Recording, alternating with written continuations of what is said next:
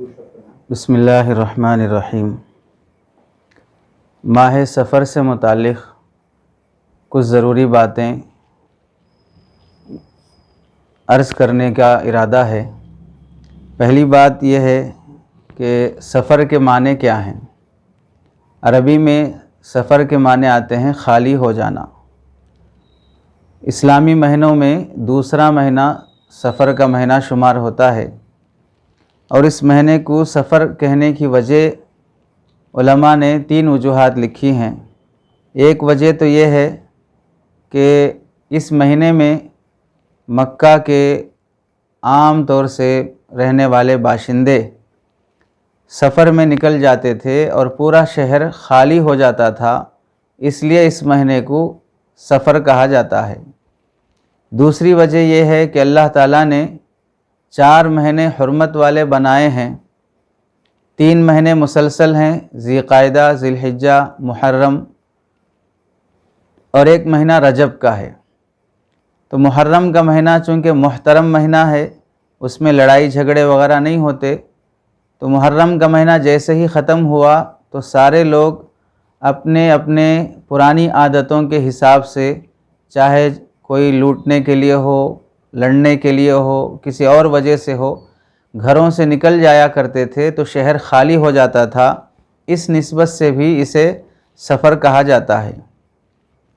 تیسری وجہ یہ لکھی گئی ہے کہ عام طور سے 3 مہینے مسلسل مکہ کے لوگ لوٹ مار سے، چوری ڈکیتی سے رکے رہتے تھے مہینوں کے احترام میں۔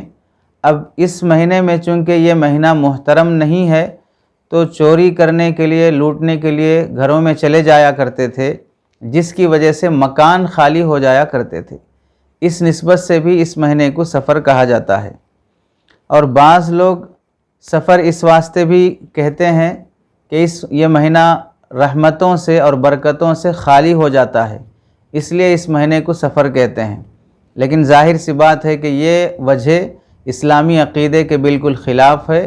کوئی مہینہ اللہ کی رحمت اور برکت سے خالی نہیں ہوتا، اس وجہ سے اس مہینے کو سفر کہنا بدعقیدگی ہے اور اسلامی تعلیمات کے خلاف ہے۔ دوسری بات یہ ہے کہ سفر کے مہینے کے ساتھ سفر المظفر اور سفر الخیر کا لفظ بھی استعمال کیا جاتا ہے۔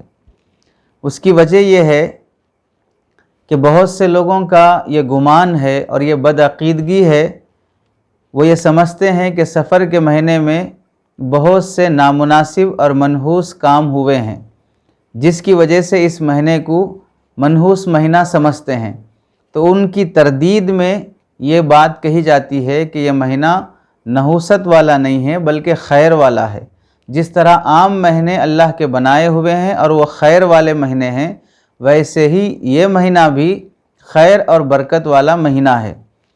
چنانچہ بعض لوگوں کا یہ گمان ہے کہ حضرت آدم علیہ السلام نے جنت میں اس درخت کا پھل جس کے کھانے سے اللہ نے منع کیا تھا، وہ سفر کے مہینے میں کھایا، جس کی وجہ سے حضرت آدم کو زمین پر اترنا پڑا۔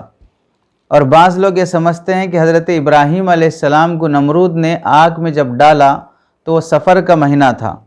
اور بعض لوگ یہ سمجھتے ہیں کہ حضرت ایوب علیہ السلام کو جو بیماری آئی وہ سفر کے مہینے میں آئی، اور دیگر انبیاء کو جو آزمائشیں اللہ کی طرف سے ہوئی ہیں وہ سب سفر کے مہینے میں ہوئی ہیں۔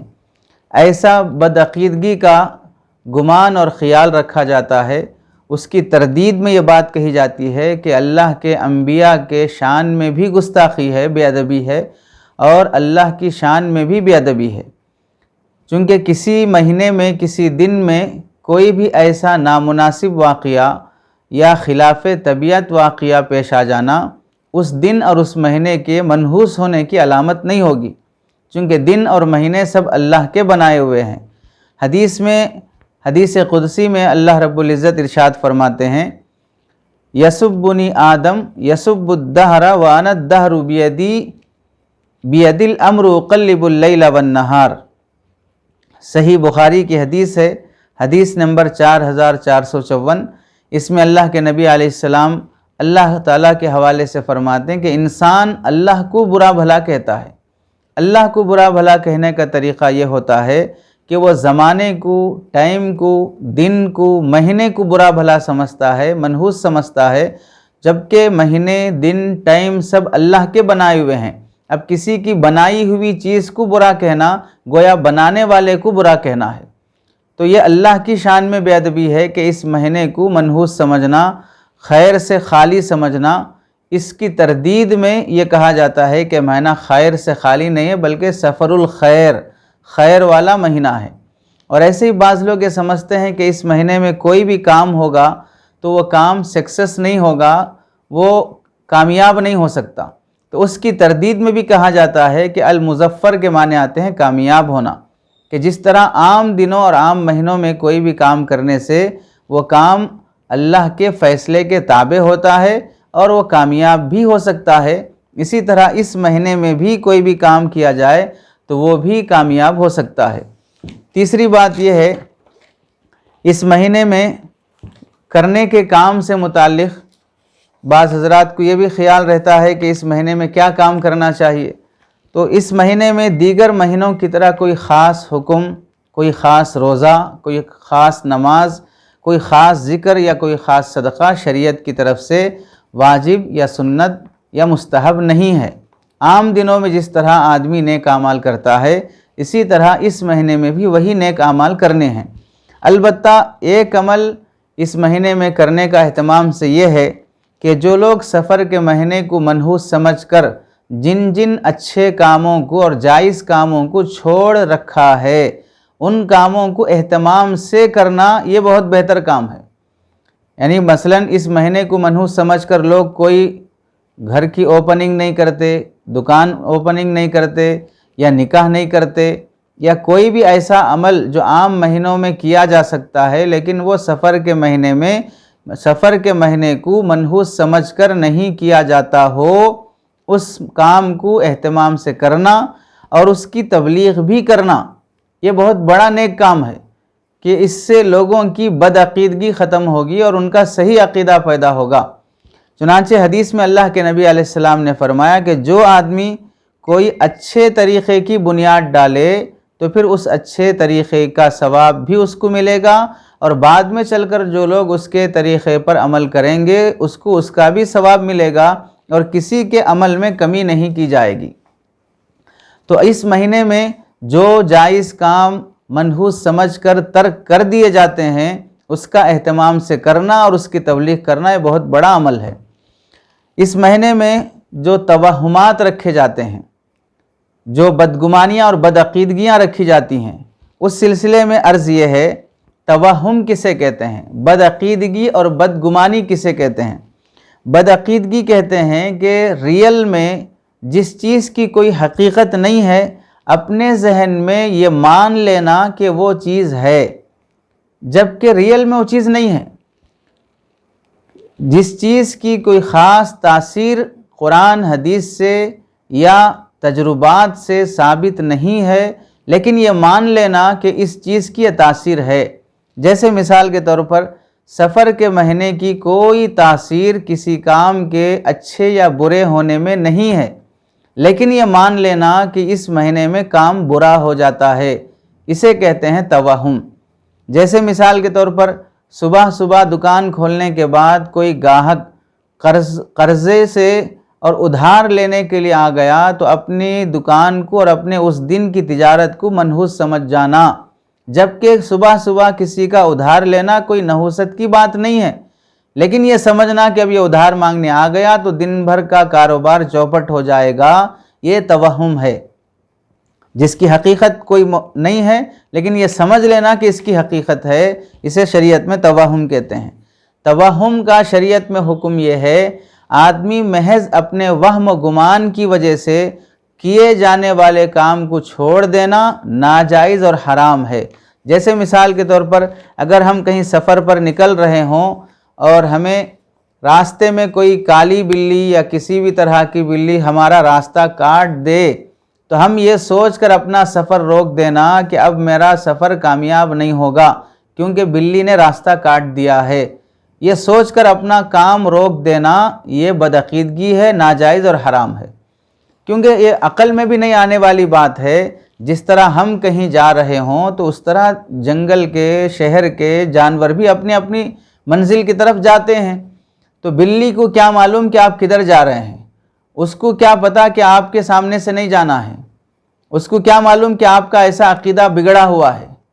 تو پھر جیسے ہم یہ سمجھتے ہیں کہ ہمارے راستے کے سامنے بلی چلی جائے تو ہمارا کام بگڑ جائے گا، تو اس سے تو وہ بلی بہتر ہے جو یہ نہیں سمجھتی ہے کہ میرے سامنے سے کوئی جائے گا تو میرا کام نہیں بگڑے گا، اس کا تو عقیدہ ہم سے بہتر ہے۔ تو ایسا توہم کر لینا شریعت میں جائز نہیں ہے۔ چنانچہ جو لوگ وہم میں مبتلا ہو جاتے ہیں، ایسے توہمات قائم کر لیتے ہیں، اس کا سب سے بڑا نقصان یہ ہوتا ہے کہ جب ان کے سامنے حق بات اور صحیح بات کی جاتی ہے تو بھی وہ قبول کرنے تیار نہیں ہوتے ہیں، چونکہ ان کا دماغ، ان کا مائنڈ سیٹ یہ رہتا ہے، دماغ میں بیٹھا رہتا ہے کہ اس میں یہ نحوست ہے، جبکہ اس میں کوئی نحوست نہیں ہے۔ قرآن کے حوالے سے اب سمجھاؤ، حدیث کے حوالے سے بھی سمجھاؤ، تجربات کے حوالے سے بھی سمجھاؤ، پھر بھی نہیں مانیں گے، یہی کہیں گے نہیں اس میں نقصان ہوگا، اس میں برا ہوگا۔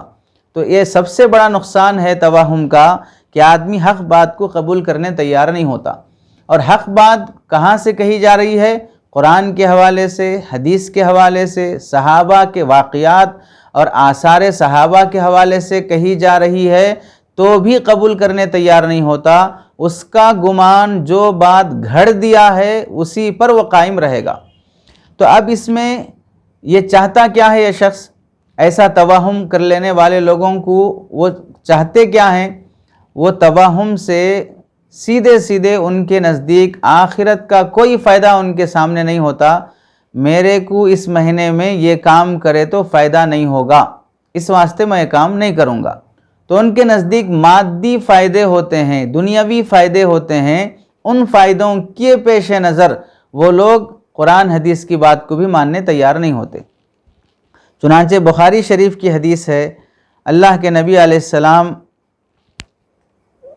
سے روایت کرتے ہیں ایک صحابی، بخاری کی حدیث ہے، حضرت جابر رضی اللہ تعالیٰ عنہ راوی ہیں کہ ایک شخص مدینے میں آتا اور اگر آنے کے بعد اس کی بیوی کو لڑکا پیدا ہوتا اور اگر وہ اونٹنی وغیرہ ساتھ لے کر آیا ہو اور اونٹنی اور گھوڑی وغیرہ کو بچہ پیدا ہوتا، یعنی اونٹ جنم دیتی وہ اونٹنی، تو پھر وہ سمجھتے کہ یہ شخص کا نصیبہ اچھا ہے کہ اس کی بیوی نے لڑکا جنم دیا ہے، اس کے جانور نے اونٹ جنم دیا ہے، کیونکہ اب لڑکا پیدا ہوگا تو خوشی کی بات ہے، یعنی مادی فائدے ہوں گے تو اسے خوش نصیب سمجھتے ہیں۔ آج بھی لوگوں میں بہت سے عقیدے والے ایسے ہیں کہ اگر کسی کے گھر میں صرف لڑکے ہی لڑکے پیدا ہوتے ہوں، لڑکیاں پیدا نہ ہوتے ہوں تو اسے نصیب والا کہتے ہیں، اور اگر اس کے گھر میں لڑکیاں پیدا ہوتی ہوں، لڑکے نہ پیدا ہوتے ہوں تو اسے بدقسمت کہتے ہیں، بد نصیب کہتے ہیں۔ حالانکہ لڑکے اور لڑکیاں پیدا ہونا عورت کے حکمت یا اس کی کرامت اور اس کے قدرت میں نہیں ہے کہ عورت جو چاہے وہ پیدا کر کے دے سکے، اس کے بس میں ہے ہی نہیں۔ اللہ جس سے جو پیدا کرنا چاہے وہ جنم دے سکتی ہے۔ تو لڑکے پیدا ہونے پر کسی کو خوش نصیب سمجھنا اور لڑکیاں پیدا ہونے پر کسی کو بد نصیب سمجھ جانا، یہ بھی منحوس عقیدہ ہے۔ اور یہ لوگ مادی اور دنیاوی فائدے کے پیش نظر ایسا عقیدہ رکھنے والے قرآن حدیث کی بات کو بھی تسلیم کرنے تیار نہیں ہوتے۔ چنانچہ بخاری شریف کی روایت ہے، مدینے میں ایک اعرابی گاؤں دیہات کا رہنے والا شخص آیا، اللہ کے نبی کے ہاتھ پر بیعت کیا۔ بیعت کرنے کے بعد، ایمان لانے کے بعد اسے بخار آنا شروع ہو گیا۔ تب وہ سمجھا کہ اب تک تو میں اچھا تھا، نبی کے ہاتھ پہ بیعت کرنے سے میری طبیعت بگڑنا شروع ہو گئی۔ نعوذ باللہ وہ نبی کے پاس آیا اور کہنے لگا کہ محمد میری بیعت واپس کرو، میں مدینہ چھوڑ کے جانا چاہتا ہوں۔ اللہ کے نبی نے اس کی بات کو ٹال دیا۔ دوبارہ پھر آیا، پھر درخواست کیا، اللہ کے نبی نے ٹال دیا۔ تیسری بار جب وہ آیا تو اب وہ کہنے لگا کہ میری طبیعت پہلے سے زیادہ بگڑ رہی ہے، مجھے مدینہ چھوڑ کر جانا ہے، میری بیعت واپس کرو۔ تو اللہ کے نبی علیہ السلام نے اس کی بات کا انکار کر دیا، وہ واپس چلا گیا۔ تو آپ نے فرمایا کہ مدینہ منورہ آگ کی بھٹی کی طرح ہے، جس طرح لوہے کو لگا ہوا زنگ آگ کی بھٹی سے ختم ہو جاتا ہے، ایسے ہی مدینہ منورہ بھی زنگ آلود ایمان والوں کو ختم کر دیتا ہے۔ یہاں پر منافقوں کو بسنے کی اجازت نہیں رہتی ہے، مدینہ انہیں خالی کر دیتا ہے۔ تو حاصل یہ ہوا، اپنی طرف سے کسی مہینے میں کسی بھی طرح کا وہم قائم کر لینا، بدعقیدگی قائم کر لینا، یہ ہمارے ایمان کے لیے نقصان دہ بات ہے۔